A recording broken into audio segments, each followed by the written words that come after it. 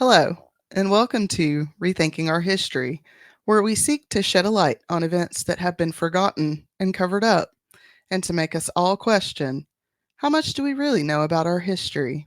I'm Felicia. And I'm Ian, and we are here to reveal all the sordid details of history that have been swept under the rug. Get ready to get angry, be curious, and maybe have a laugh or two as we rethink our history.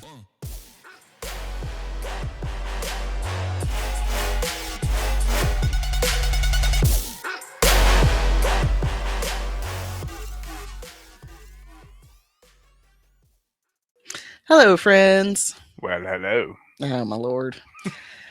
He's on one today, folks. No, that's a different YouTuber. Hey Uh, guys. uh, sorry, had a burp. Thanks for joining us for another lesson, number 73. First of all, happy Father's Day Thank you. to all the good dads out there. Oh, you're talking to them. Happy Father's Day, y'all. I mean, yeah, you too, but Shit, my phone froze again. Oh well, keep did going. it? Oh well. Keep going. June is not only Pride and Mental Health Month, it is also Native American Heritage Month. Nice. The story we have for you today touches all of these communities, men, queer, and Native. If you grew up on the East Coast, but especially in North Carolina, you learned about the Trail of Tears, where Natives were forced to march from this area to Oklahoma. It is the reason we have two Cherokee nations. But it was not until last year or so that I learned of other death marches the natives were forced to take by the government that wanted their land. The Navajo, or the Dine as they call themselves, were also forced to make these marches in what they call long walks. Their ancestral homeland stretched across Arizona and New Mexico, where they had houses, crops, and livestock. They were forced to leave these lands and walk over 300 miles to an internment camp in Bosque Redondo. Out of the 10,000 Navajo and 500 Mescalero Apache who were forced on these 53 walks, there were 53 different walks and years of internment, 3,500 of them would die from starvation or disease. As the West was expanding, tensions between the native populations and the new settlers were reaching a boiling point. Things would boil over after Navajo leader Narbona was scalped in 1849. Damn. Yeah. Lots of scalping going on back in the day. They really like to keep people's hair for some reason. I don't know what's up with that. It's sacred to them. Yeah.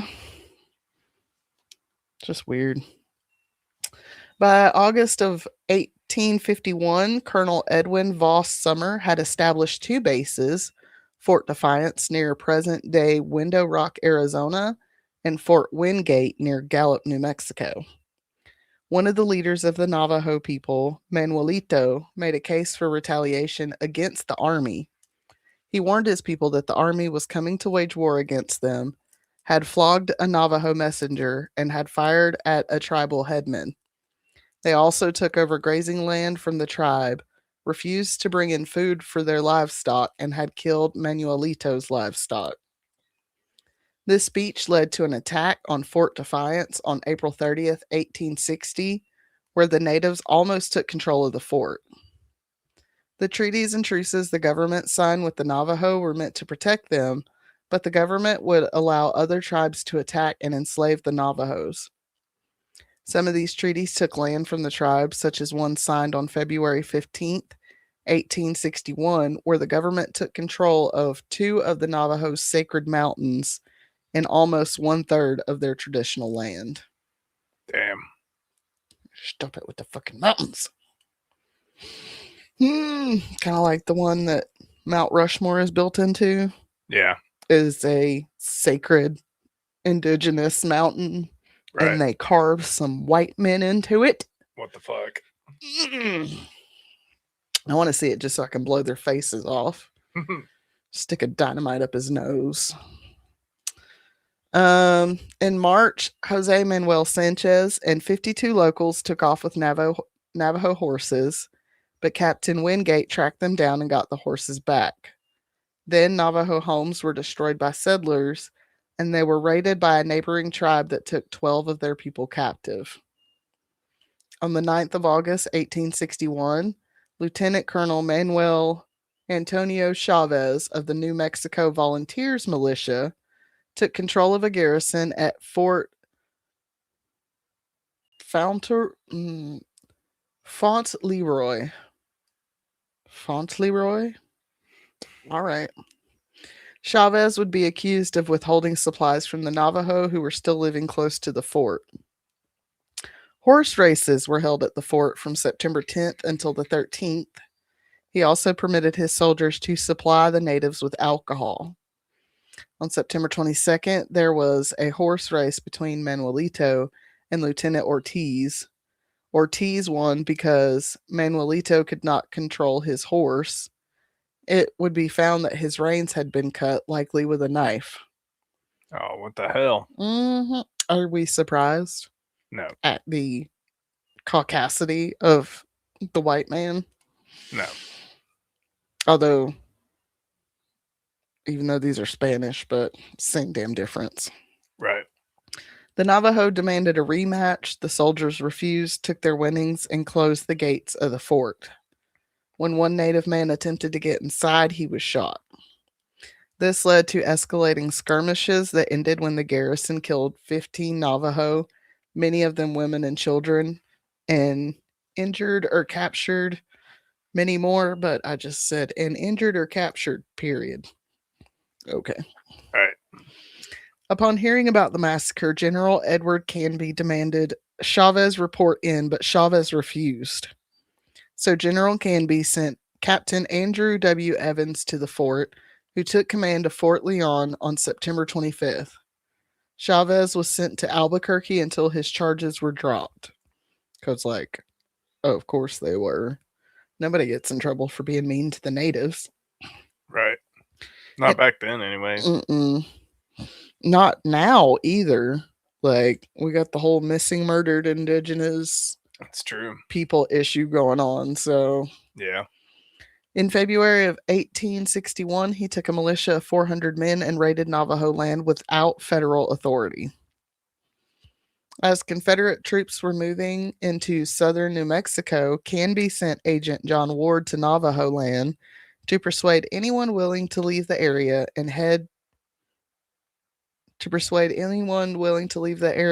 to head to an encampment near Cubero. Here they would be under the protection of federal government, but if they stayed, they were likely to be treated as enemies, so many left. Captain Evans had been overseeing the abandonment of Fort Leon and had been told the natives would be moved to new settlements, possibly in the Little Colorado area.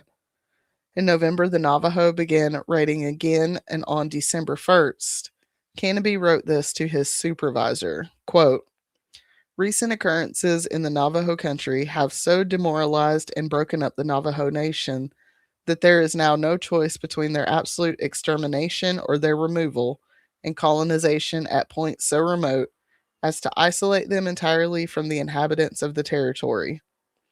Aside from all considerations of humanity, the extermination of such a people would be the work of the greatest difficulty." End quote. Can we just stop for a second and talk about how they're talking about exterminating a race of humans? Right. Humans. Like they're fucking rats.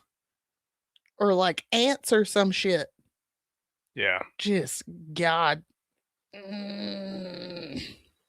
Okay. Yeah, that sucks. Genocide. Yeah. Yeah. It's genocide. In September of 1862, Canby was relieved as commander for the New Mexico Military Department by James H. Carleton. Carleton's first order of business was to send Colonel Christopher Kit Carson. Kit Carson is infamous in the Wild West. Right. To the Navajos to receive their surrender. When no Navajos showed up, Carson took a scorched earth approach to starve out the natives and force their surrender.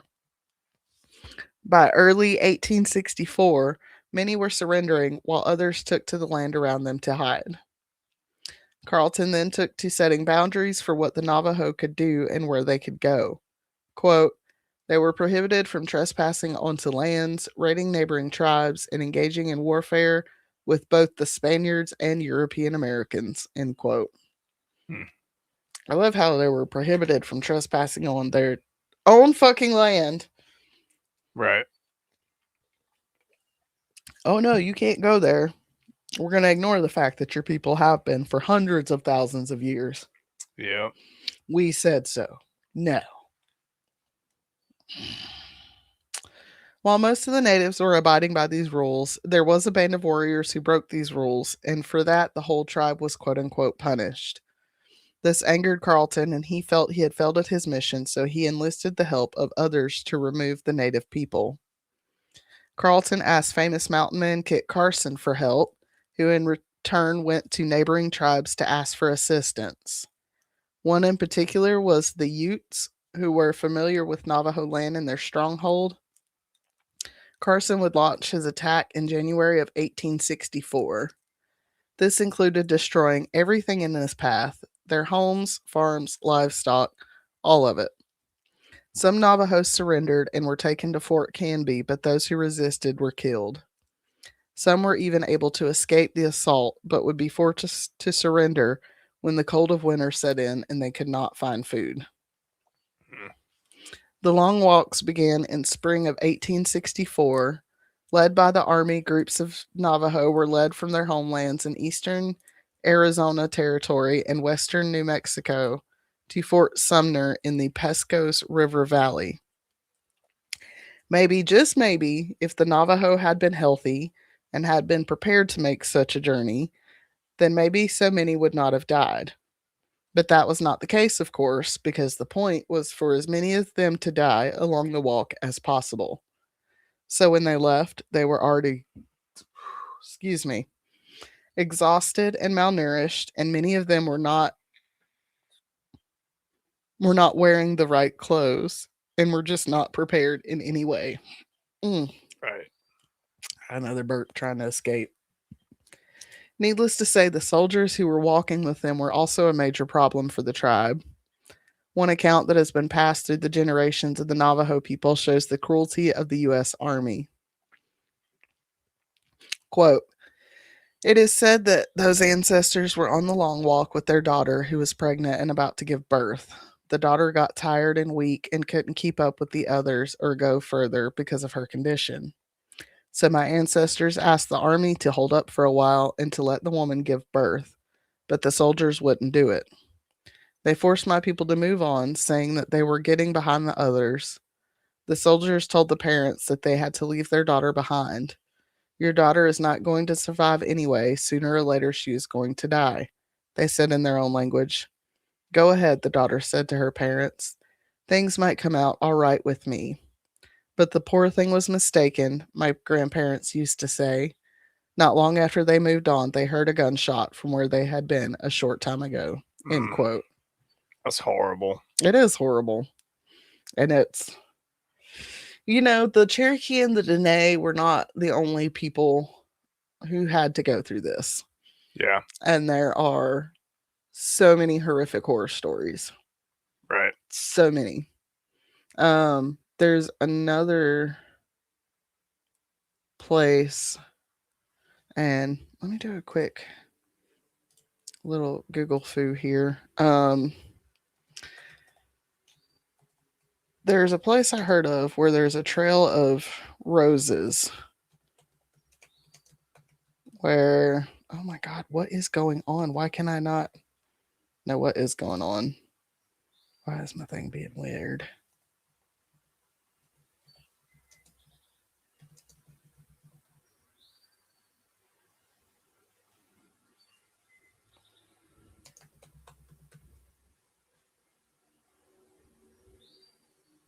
Oh, okay.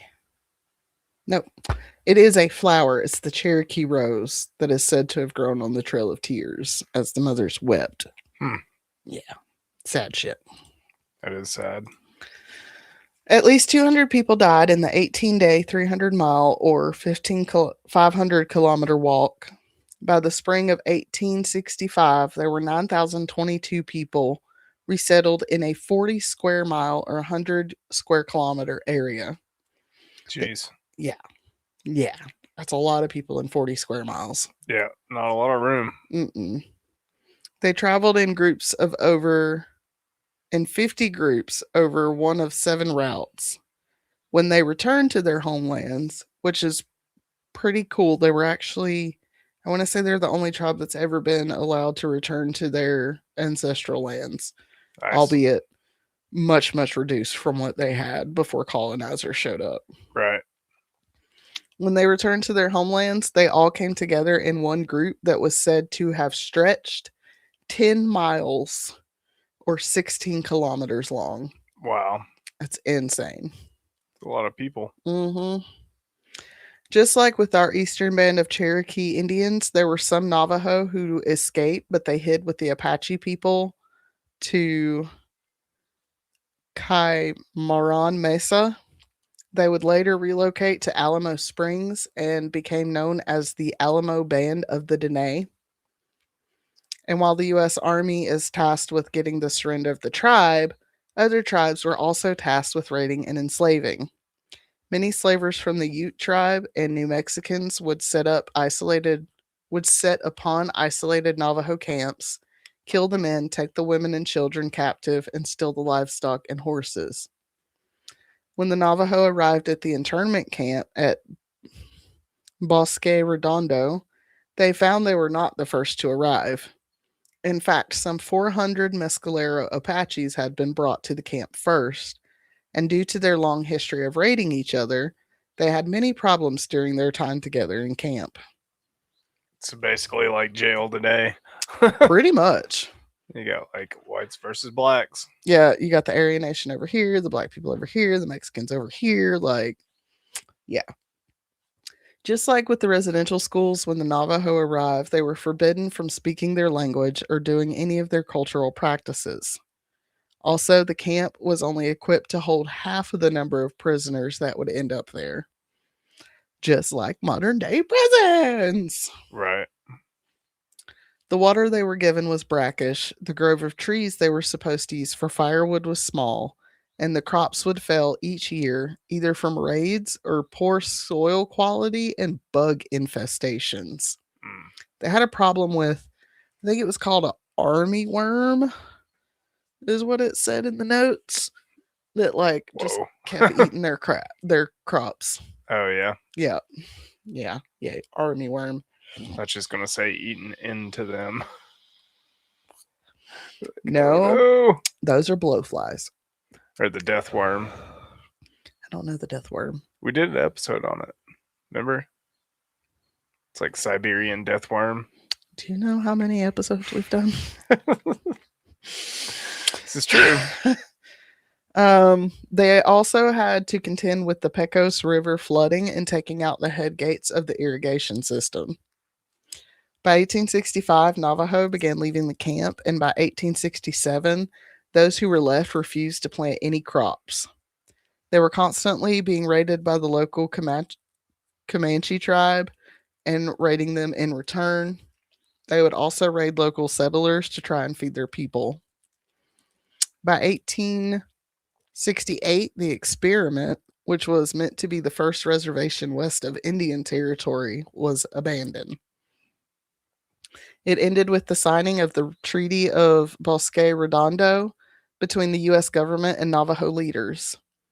Provisions of the treaty included, quote, establishing a reservation, restrictions on raiding, a resident Indian agent and agency, compulsory education for children, the supply of seeds, agricultural implements, and other provisions, rights of the Navajos to be protected, establishment of railroads and forts, compensation to tribal members, and arrangement for the return of Navajos to the reservation established by the treaty, end quote.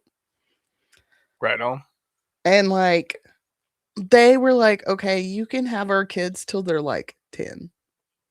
You can teach them till they're like 10. And then after that, they don't need to know any of your shit. Right. The Navajo or Dene, as I said earlier, the only native nation that has been allowed to return to their ancestral homelands. The camp at Bosque Redondo did not succeed in colonizing the Navajo people as the government had hoped, so they turned their attention to the children. We will cover residential schools, although I'm not sure when, because like that one's gonna suck so bad. Yeah. But I do think it was events like this that helped bring residential schools to the world. And I'm not saying that the natives did anything wrong, that they didn't, but it showed that the colonizers that adults are a lot harder to manipulate. Yeah. So they went after kids. Right. All right, Bill. So what do you think about the Navajo Long Walk? Oh man, that sucks. Mm-hmm. I kind of like the have you seen the map of the original Navajo homelands? Yeah. It's like a turtle head. Yeah. I mean, it is Turtle Island. Right. Turtle. It's pretty cool. Yeah. But yeah, that sucks. Like, just let people have their land, man. And it's like, if we had come over and worked with them and like cohabitated, Earn some land or something. Earn some land, or just either like, hey, like, we'll come live with you guys. We'll show you guys our technology. You show us how you farm and stuff, and just share and live together, cohabitate. But no, we can't fucking do that, can we? Nope. Even to this day. I want to scream, y'all, but I'm not going to scream into the microphone, okay? I won't do that to your ear holes. But God, do I want to scream. All right, guys. Well, we hope you found this episode enlightening. We hope you all have a good week, and we'll see you guys later. Be kind to each other. Love you. Bye. Love you guys. Bye.